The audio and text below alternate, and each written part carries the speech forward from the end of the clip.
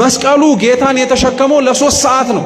9 ወር በ5 ቀን ከማህፀኗ የተሸከመችው እናቱ ተአምር አደረገች ቢባል ይደንቃችኋል? እኔ በጣም አንድ ነገር ልንገራችሁ ክርስቲያኖች፣ በእመቤታችን ዙሪያ ተአምር ተደረገ ብላችሁ አትደነቁ። እሷ ራሷ ተአምር እኮ ናት። እሷ ራሷ ብቻዋን የምታረገው ነገር አይደለም። እሷ ተአምር ናት እኮ።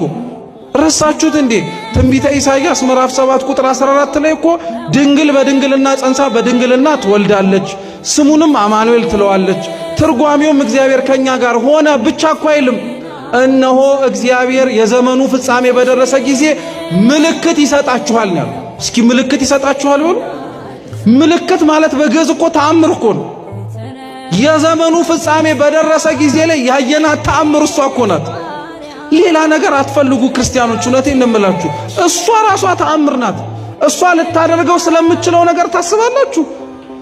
እሷ ራሷ መኖሯ ተአምር ነው። መራመዷ እዚህ መሬት ላይ ድንቅ ነው። መወለዷ ለዚህ ዓለም በጣም የማይመጥን ነገር እኮ ነው። እንደው እግዚአብሔር ለኛ ድህነት አስቦ ካልሆነ በቀር